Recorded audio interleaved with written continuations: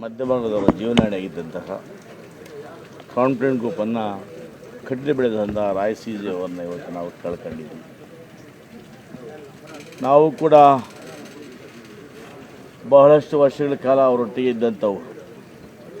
2006ರಿಂದ 2018 ತನಕ ಸುಮಾರು 12 ವರ್ಷಗಳ ಕಾಲ ನಾನಾಗ್ಬೋದು, ನಮ್ಮ ಚಾರ್ಟರ್ಡ್ ಅಕೌಂಟೆಂಟ್ ಸುಧೀರ್ ಆಗ್ಬೋದು, ಅಡ್ವೊಕೇಟ್ ಪ್ರಕಾಶ್ ಸರ್ ಆಗ್ಬೋದು, ನವೀನ್ ಆಗ್ಬೋದು, ಗಫಾರ್ ಸರ್ ಆಗ್ಬೋದು, ಸುನೀಲ್ ಸರ್ ಆಗ್ಬೋದು, ನಾವೆಲ್ಲ ಕೂಡ ಕಾಂಟೆಂಟ್ ಪ್ರಾರಂಭದಲ್ಲಿ ಅವರೊಟ್ಟಿಗೆ ಇದು ಶಕ್ತಿ ಉಂಟಂತ.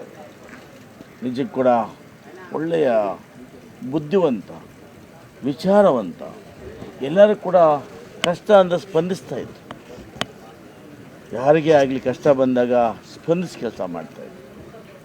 ನಾನು ಕೂಡ ನನ್ನ ಕೋಲಾರ ಜಿಲ್ಲೆಗೆ ನೀವು ಬರಬೇಕು, ಒಂದು ಪ್ರಾಜೆಕ್ಟ್ ಮಾಡಬೇಕು, ನನ್ನ ಭಾಗದ ಜನರಿಗೆ ಕೆಲಸ ಕೊಡಬೇಕು ಅಂತ ಮನವಿ ಮಾಡಿದಾಗ ಹಿಂದೂ ಮುಂದೆ ಮಾತಾಡದೆ ನನ್ನ ಕೋಲಾರ ಜಿಲ್ಲೆಗೆ ಒಂದು ಒಳ್ಳೆಯ ಅಂದರೆ ದಿನಮಾನಗಳಲ್ಲಿ ಒಂದು ಒಳ್ಳೆಯ ಅಮೂನ್ ಹೋಟ್ಲನ್ನು ಜಿಲ್ಲೆಗೆ ಕೊಟ್ಟರು. ಇದಾದ ನಂತರ ಬಂಗಾರಪೇಟೆ ಕೋಲಾರ ಜಿಲ್ಲೆಯ ಭಾಗದಲ್ಲಿ ಒಂದು ಗಾಲ್ಫ್ ಮಾಡ್ತೀನಿ ಅಂತೇಳಿ ಬಂದು ಒಂದು ಗಾಲ್ಫ್ ರೆಸಾರ್ಟನ್ನು ಮಾಡಿ ಸುಮಾರು 1,000 ಜನಕ್ಕೆ ಕೆಲಸ ಕೊಡುವಂಥ ಕೆಲಸವನ್ನು ಮಾಡಿದಂಥವರು ಡಾಕ್ಟರ್ ರಾಯ್ ಅವರು. ಅವರು ಯಾವುದಕ್ಕೂ ಎದೆಗುಂದೆ ಜೀವನದಲ್ಲಿ ಕೆಳಮಟ್ಟದಿಂದ ಬಂದು ಇವತ್ತು ಈ ಮಟ್ಟಕ್ಕೆ ಬೆಳೆದು ದುಬಾಯಿ, ಕೊಚ್ಚಿ, ಕರ್ನಾಟಕದಲ್ಲಿ ಒಳ್ಳೆಯ ಹೆಸರನ್ನು ಮಾಡಿದಂಥವರು. ನನಗೆ ಗೊತ್ತಿರುವಾಗೆ ಅವರು ಅಜಾತ ಶತ್ರು, ಅವ್ರು ಯಾರಿಗೂ ಶತ್ರು ಅಲ್ಲ, ಅವ್ರು ಯಾರು ಕೆಡದು ಬಯಸ್ತಾ ಇರಲಿಲ್ಲ. ನಾನು ಕಂಡಾಗೆ ಅವ್ರು ಯಾರು ಕೆಡದು ಬಯಸ್ತಾ ಇರಲಿಲ್ಲ. ತಮಾಷೆ ಮಾಡ್ತಕ್ಕಂಥ ಮನುಷ್ಯ. ಕೋಪ ಬಂದಾಗ ಕೇವಲ ಒಂದು 5 ನಿಮಿಷ ಅಷ್ಟೇ ಕೋಪ. ಆ ಕೋಪವನ್ನು ಮರೆತು ಎಲ್ಲರೊಟ್ಟಿಗೆ ತಮಾಷೆಯಾಗಿ ಕಾಲ ಕಳೀತಿದ್ದಂಥ ಅವರು. ಈ ಒಂದು ಬಿಸ್ನೆಸ್ನಲ್ಲಿ ವಿಶೇಷವಾದ ಕಾಳಜಿ ಹೊಂದಿರತಕ್ಕಂಥವರು. ಅನೇಕ ರೈತರೊಟ್ಟಿಗೆ, ವ್ಯಾಪಾರಸ್ಥರೊಟ್ಟಿಗೆ ಒಳ್ಳೆಯ ಬಾಂಧವ್ಯವನ್ನು ಕೂಡ ಇಟ್ಕೊಂಡಿದ್ದಂಥವರು ನಮ್ಮ ಡಾಕ್ಟರ್ ರಾಯ್.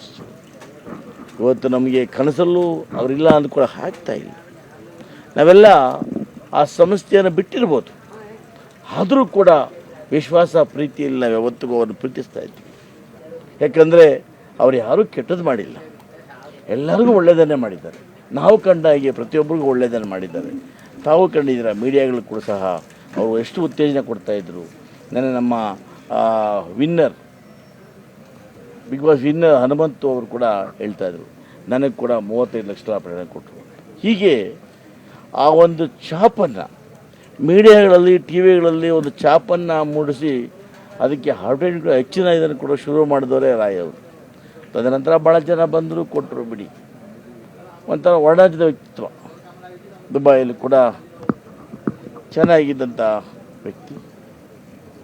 ಇವತ್ತು ನಮ್ಮ ಇಲ್ಲ ಅನ್ನೋದಕ್ಕೆ ನಮಗೆ ಭಾಳಷ್ಟು ನೋವಾಗ್ತಾಯಿದೆ ಇವತ್ತು. ಯಾಕಂದರೆ ಇಂಥವರು ಈ ರಾಜ್ಯದಲ್ಲಿ ಇರಬೇಕು. ಈ ರಾಜ್ಯಕ್ಕೆ, ದೇಶಕ್ಕೆ ಇವರ ಆಸ್ತಿ ಯಾವ ರೀತಿ ಆಸ್ತಿ ಅಂದರೆ, ಇವರು ಅನೇಕ ಸಮಸ್ಯೆಗಳನ್ನು ಮಾಡಿದಾಗ ಆ ಡೈರೆಕ್ಟು ಇಂಡೈರೆಕ್ಟಾಗಿ ಲಕ್ಷಾಂತರ ಜನಕ್ಕೆ ಉದ್ಯೋಗ ಸಿಗ್ತದೆ. ಆ ಮೂಲಕ ಲಕ್ಷಾಂತರ ಜನ ಜೀವನ ಮಾಡ್ತಾರೆ. ಟೀಕೆ ಟಿಪ್ಪಣಿಗಳು ಬರ್ತಕ್ಕಂಥದ್ದು ಸಹಜ ಕೂಡ. ಆದರೆ ನಮಗೆ ಯಾಕೆ ನಿರ್ಧಾರ ತಗೊಂಡ್ರು, ಭಾಳ ಧೈರ್ಯವಂತರು, ಭಾಳ ಬುದ್ಧಿವಂತರು ಈ ಕಠಿಣ ಹೇಗೆ ತಗೊಂಡ್ರು ಅಂತ ನಮಗಿವತ್ತಿಗೂ ಅರ್ಥ ಆಗ್ತಾಯಿಲ್ಲ.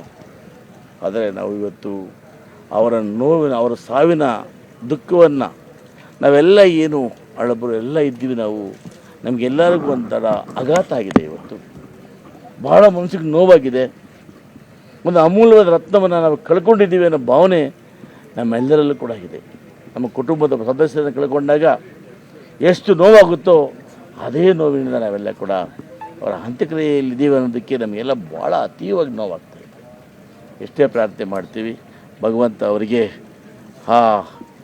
ಒಳ್ಳೆಯ ಚಿರಶಾಂತಿಯನ್ನು ಕೊಡಲಿ, ಅವ್ರ ಕುಟುಂಬಕ್ಕೆ ಈ ನೋವನ್ನು ಭರಿಸೋದ ಶಕ್ತಿಯನ್ನು ಕೊಡಲಿ, ಅವ್ರು ನಂಬಿರ್ತಕ್ಕಂಥವ್ರನ್ನ ಅವ್ರ ಕುಟುಂಬ ವರ್ಗ ಮತ್ತೆ ಕಾಪಾಡಿ ಈ ಸಂಸ್ಥೆಯನ್ನು ಮುನ್ನಡೆಸಲಿ, ಭಗವಂತ ಅವರಿಗೆ ಸ್ವರ್ಗದಲ್ಲಿ ಒಳ್ಳೆಯ ಶಕ್ತಿಯನ್ನು ಕೊಡಲಿ ಅಂತೇಳಿ ನಾವೆಲ್ಲ ಕೂಡ ಪ್ರಾರ್ಥನೆಯನ್ನು ಮಾಡ್ತೇವೆ. ಒಂದು ಒತ್ತಡ ಏನಿದೆ ಅದರಿಂದನೇ ಈ ರೀತಿ ಮಾಡಿಕೊಂಡ್ರು. ಸರ್ಕಾರ ಈಗಾಗಲೇ SIT ರಚನೆ ಮಾಡಿದೆ, ಅದ್ರ ಬಗ್ಗೆ ಈಗ SIT ರಚನೆ ಮಾಡಿರ್ತಕ್ಕಂಥದ್ದು ಸರ್ಕಾರವನ್ನು ಶ್ಲಾಘನೆ ಮಾಡ್ತೇನೆ. ಗೃಹಮಂತ್ರಿಗಳು ಏನು ತೀರ್ಮಾನ ತಗೊಂಡಿದ್ದಾರೆ ಖಂಡಿತವಾಗಿ ಒಳ್ಳೆ ತೀರ್ಮಾನ ಅದು. ಯಾಕಂದರೆ ಸಾಮಾನ್ಯವಾಗಿ IT ಬಗ್ಗೆ ನಮ್ಗೆ ಗೊತ್ತಿಲ್ಲ, ಅದೇನು ನಡೀತು ಅಂತ ನಾವು ಯಾರೂ ನೋಡಿಲ್ಲ, ನಮ್ಗೆ ಆ ಬಗ್ಗೆ ಗೊತ್ತಿಲ್ಲ.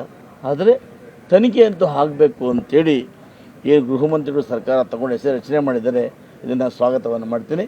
ಇದರಿಂದ ಸತ್ಯ ಆಚೆ ಬರ್ತದೆ.